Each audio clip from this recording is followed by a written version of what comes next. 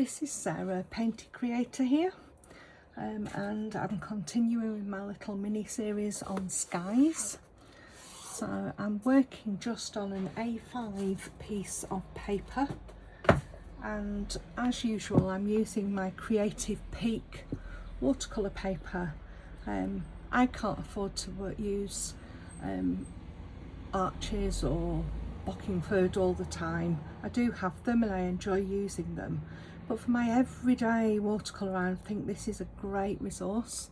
It's reasonable paper of reasonable quality that allows nice results and is reasonably priced. It's around about 25p for a A4 sheet. So this piece of paper is round about 13p, and that's really important to me because if I happen to make a mistake or not like the result, I can throw it in the bin, and that's really good for me and how I feel. So we're going to start off. I've got a dry piece of paper. I've got my mop brushes. I use a lot of my medium mop brushes, but any large brush would work.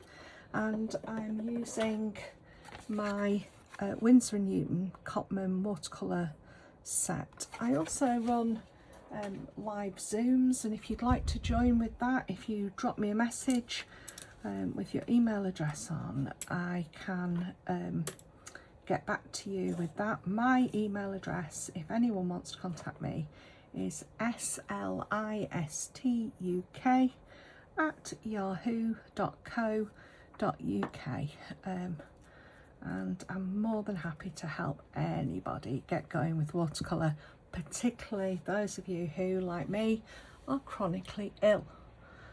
It's a great medium to work with because it encourages you to rest. So for this one I'm going to be working on my board. My board's really important to me because it allows me to tilt and move. It's normally working on around 15 to 20 degrees tilt, and I'm going to start off giving my watercolour paints a little spritz and my paper a spritz. A nice way of starting. So this is just a repurposed Febreze bottle. I don't use a lot of things that are expensive. So I'm just going to start off with a little bit of raw sienna, plenty of water in the mix. I'm just going to drop in some raw sienna into the sky,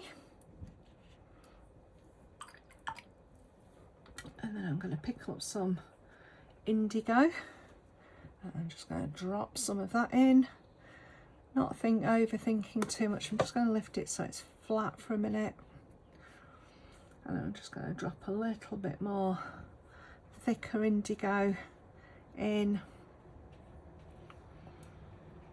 and a little bit of Payne's grey into this indigo mix.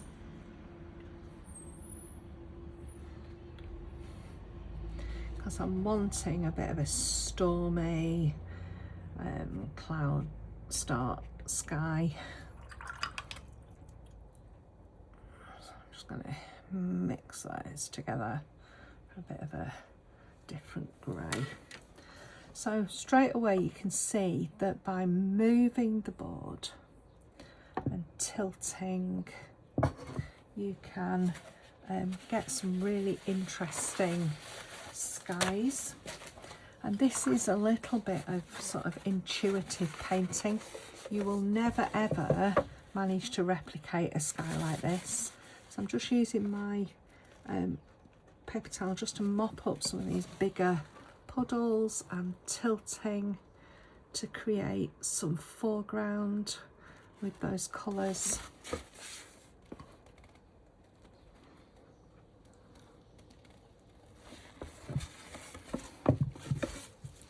I'm getting my small mister bottle now, and I'm just giving it a mist to try and encourage it to move.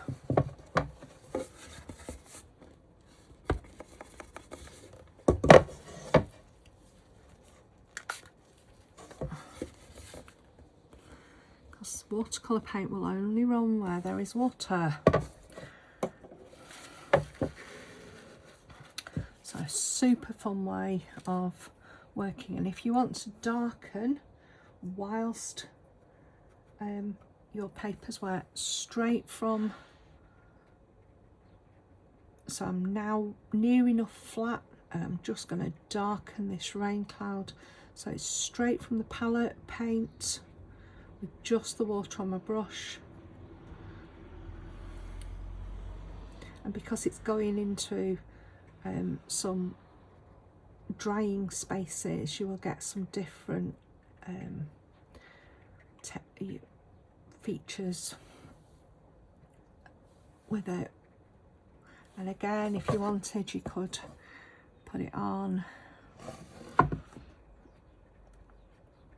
and encourage it to rain a little bit out of these clouds with a bit of a tilt.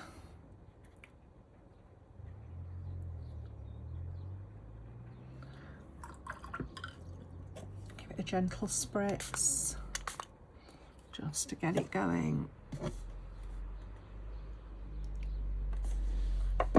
And there you can see, so if I wanted this to just soften off, spritz it, tilt, and it softens. So there is a really straightforward way of allowing your watercolours to just do what watercolour does the best, which is this magic as it comes together on the paper. Any big bits of, just you can mop up with a paper towel. I then lie it flat so that it then dries naturally, and then you can work on top of it. You could put some gouache in if you want some water, some white. You can do some landscape bits into there. I could, for example, get my flat brush and a little bit of Payne's grey and indigo mix.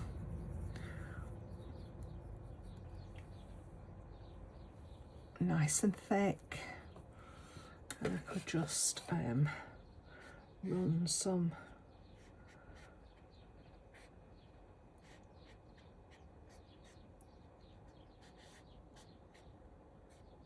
water-based feel through this front edge. I'm going to add some cobalt blue in as well for an eye-catching different blue.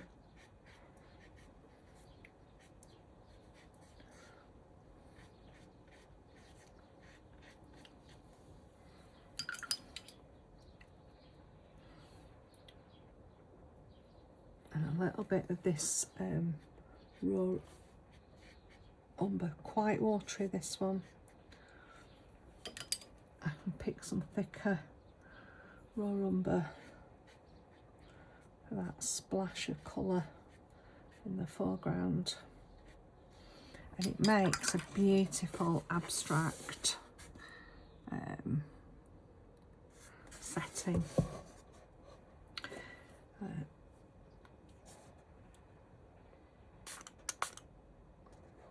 Spritzing into the damp wash just allows you a little bit of texture, and I love how like things like this bloom. It just makes like a distant set of trees that aren't there, but they are there because you can see them. You can even add a touch of green into that mix while it's there to make it even more tree-like.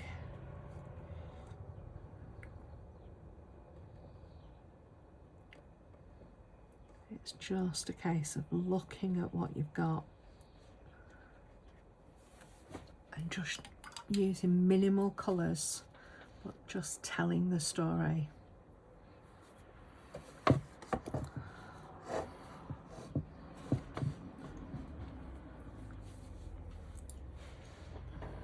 This could be lightning, couldn't it? It could be beautiful.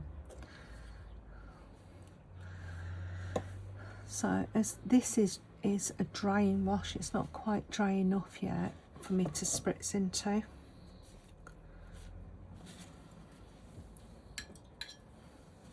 I can just use clean water on my flat brush and go in and run some clean water through, and you will get different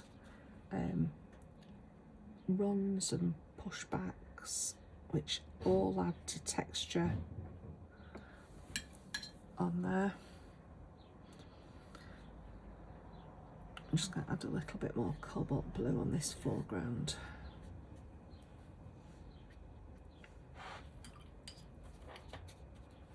So I'm liking that a lot.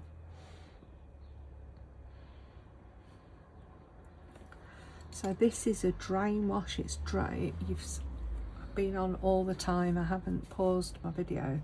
So I'm going to get my spritzer bottle, and from a distance I'm going to spritz my painting, aiming at this darker patch to get some texture into those skies.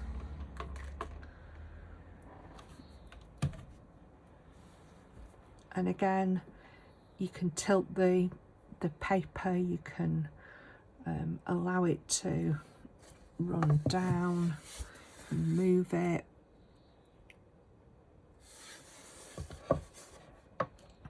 You can get your, where's my little rigger brush? Here we go. Get your little rigger brush and you can draw up some reeds and things.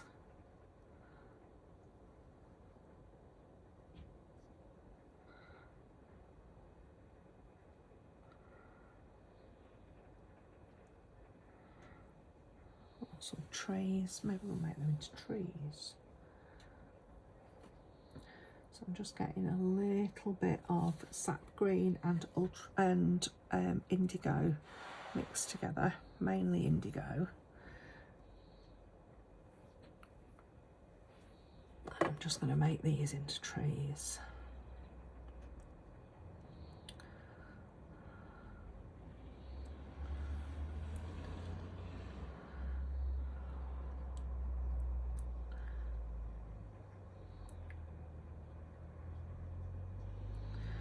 Just dropping it in and letting the water take up the colour.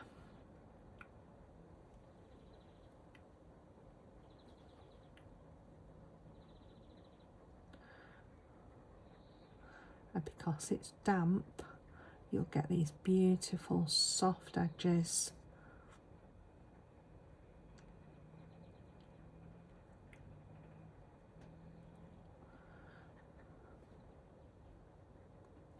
And where it's dry like this, you get a harder edge.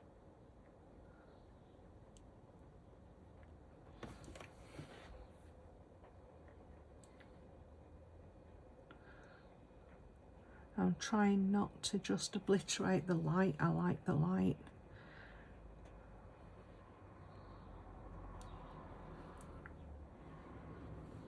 That we've created. So I'm just using some of that green and indigo to just put an idea of some wet in wet foreground.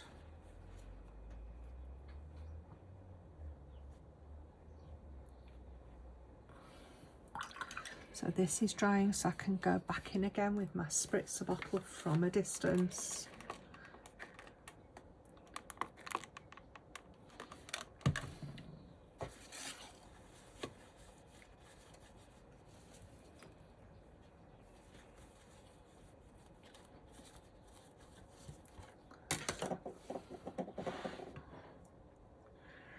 And it's one of those things that you just have to let happen and see what happens in the end.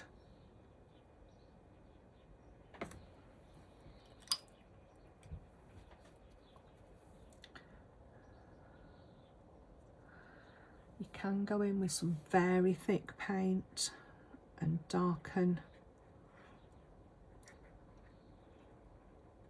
some of the clouds, so because it's damp still, I can work into it. It's very difficult to get that balance.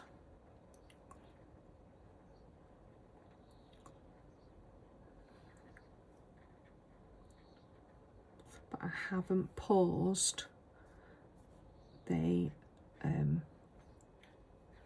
video at all, so you can see how I'm working in the moment with those soft. And so I've washed my brush, just damp to the touch, and I'm just going to soften out some of these darker patches with a damp brush. It's not wet, it's just damp. Just pushing it into the wash that's there. I can do the same with a little bit of indigo straight from the palette with my damp brush. Just adding a little bit to the sky, but not too much, because otherwise you'll end up with massive blooms that will look odd in the sky. So wash my brush, take most of the water out, and I can soften some bits. So I'm working nearly flat in this bit.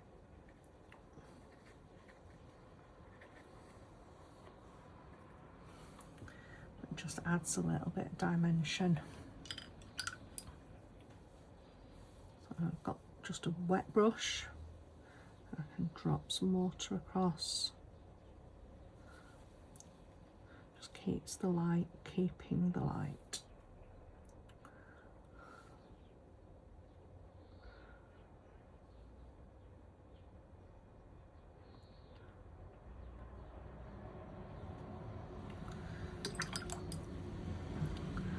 Okay, I'm going to stop fiddling now, and then I'm going to, when I'm happy with where the sky is, I might do one more little spritz in, and then I'm going to dry it with a hairdryer. If you think, right, that's exactly how I want it to look, that's the point that you need to do something like this with a hairdryer, and it will sort of fix it in progress. So I'm going to do one more spritz with my little spritzer bottle to just get a bit more texture in that sky.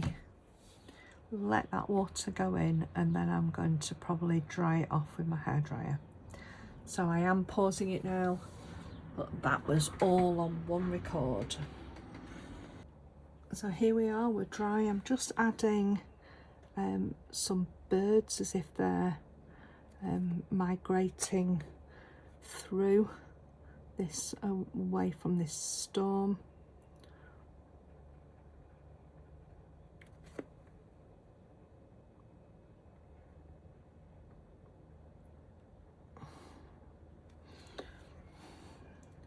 It is only a tiny piece, so the birds are there really to just bring a little bit of information onto the narrative of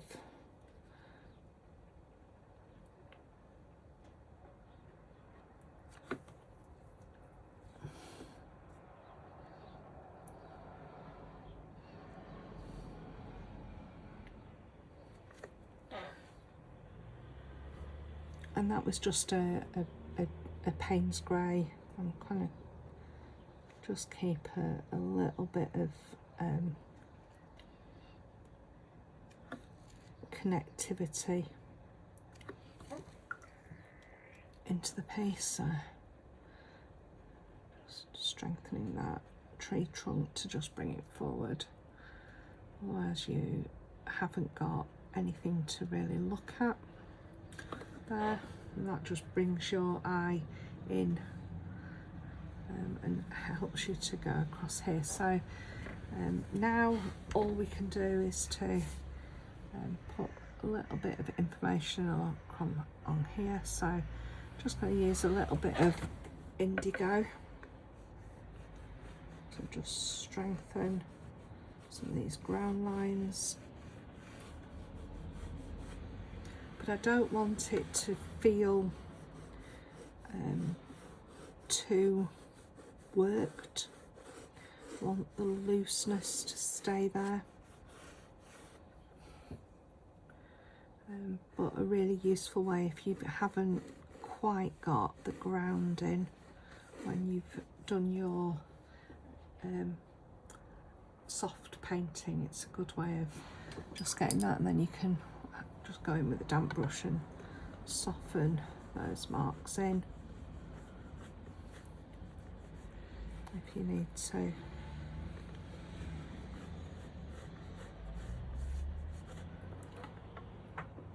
And a bit of Payne's grey into the mix, and I can just add one or two sort of reeds and grasses and things.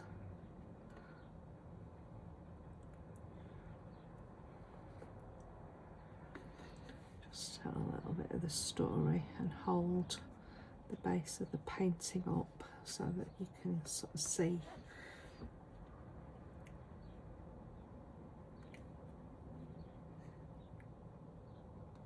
But I don't want to overdo these because otherwise it ends up being about the flowers and not about the birds and that beautiful sky. And I try and stick to just a few colours when I'm doing this sort of work. Personally, I prefer that sort of colour harmony.